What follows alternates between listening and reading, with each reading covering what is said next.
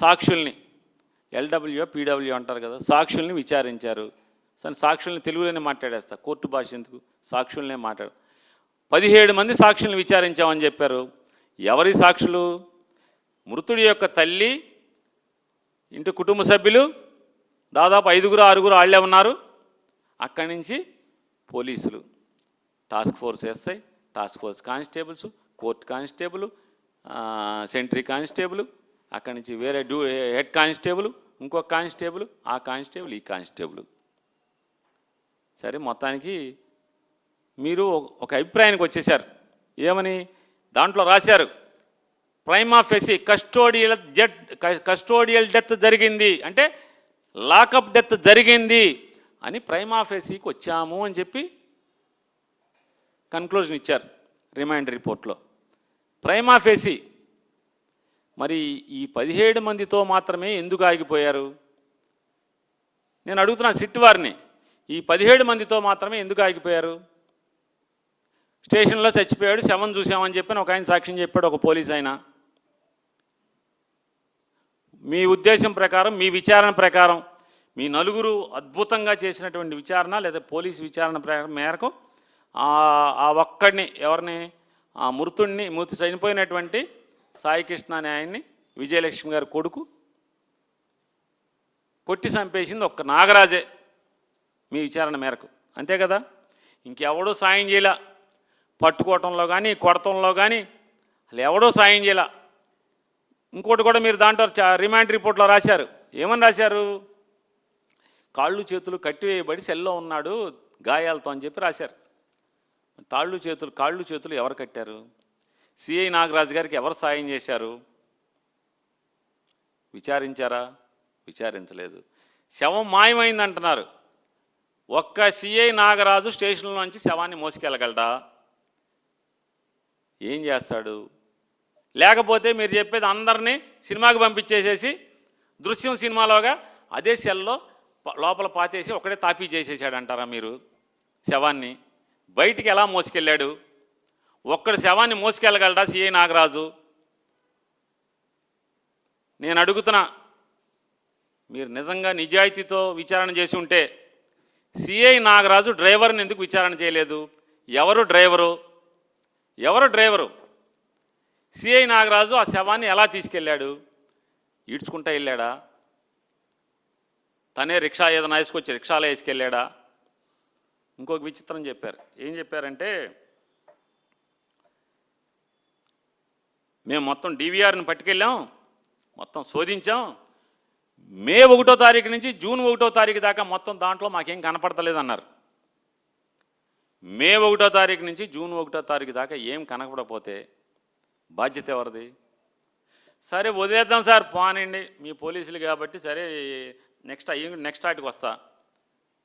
స్టేషన్లో CC footage మాయమైంది. శవం బయటికి వెళ్ళాలంటే స్టేషన్ నుంచి చుట్టుపక్కల 4 వైపులా లేకపోతే 6 వైపులా నలుదిక్కులా 2 కిలోమీటర్ల మేర ఎన్ని సీసీటీవీలు ఉన్నాయో అన్నీ మీరు సేకరించారా? ఎందుకు సేకరించలేదు? ఆ విషయాన్ని దీంట్లో రిమాండ్ రిపోర్ట్లో మీ విచారణ చేసినట్టుగా ఎందుకు చెప్పలేదు? కృష్ణలంక పోలీస్ స్టేషన్ చుట్టుపక్కల 2 కిలోమీటర్ల మేర ఈ శవాన్ని ఎటు తీసుకెళ్ళాడు అనే విషయాన్ని మీరు పరిశోధించడం కోసం మరి విచారణ అదే కదా చేయాల్సింది. హోంగార్డ్ అయినా చెప్తాడు కదా, ఆఖరికి పోలీస్ స్టేషన్ బయట పల్లీలు అమ్ముకునేవాడైనా చెప్తాడు కదా ఈ మాట. ఏమంటే స్టేషన్లో ఫుటేజ్ పోతే మొత్తం దారెంపట చుట్టుపక్కల మొత్తం సీసీ ఫుటేజ్ తీయచ్చు సార్, తీస్తే ఏదో ఒకటి దొరుకుతుంది సార్, ఈ శవాన్ని పట్టుకెళ్ళాలి కదా సార్. శవాన్ని బయటికి పట్టుకెళ్ళలేదంటే ఏమవ్వాలి?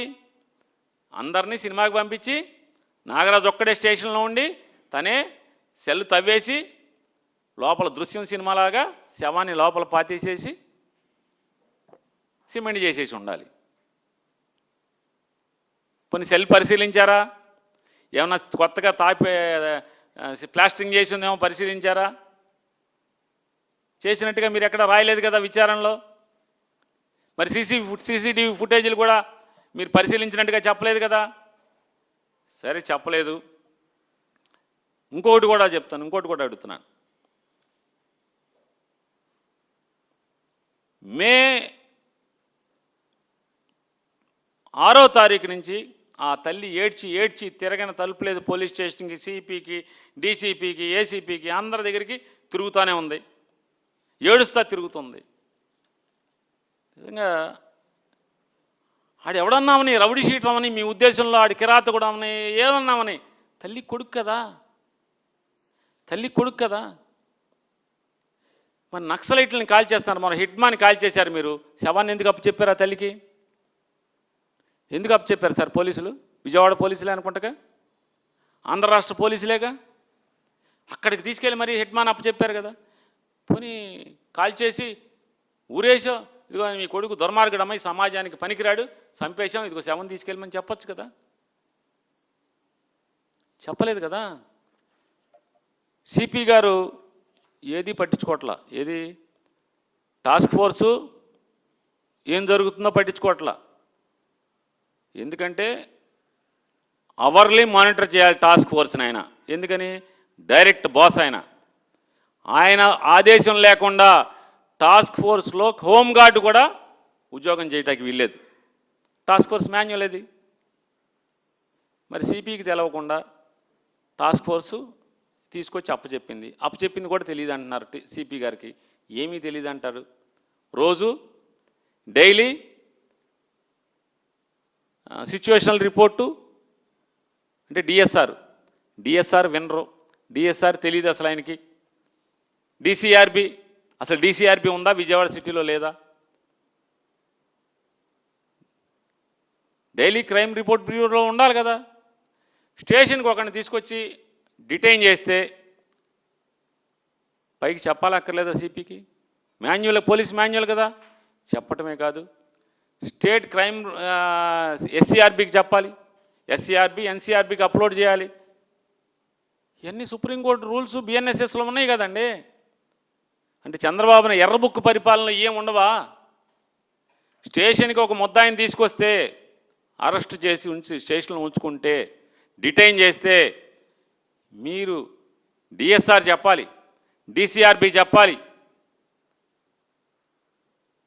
ఎస్సీఆర్బికి చెప్పాలి, ఎన్సీఆర్బికి చెప్పాలి కదా. ఆన్లైన్లో ఇవన్నీ ఉండాలి కదా, లేవు కదా. సరే, మీరు అసలు ఉద్యోగం వదిలేశారు సిపి రాజశేఖర బాబు గారు. అసలు సిపి ఉద్యోగం వదిలేసేసి వేరే ఉద్యోగంలో ఉన్నారు. విజయవాడ నగరంలోని శాంతి భద్రతలను గాలికి వదిలారు. సరే, ఎవరో సేవలో ఉన్నారు.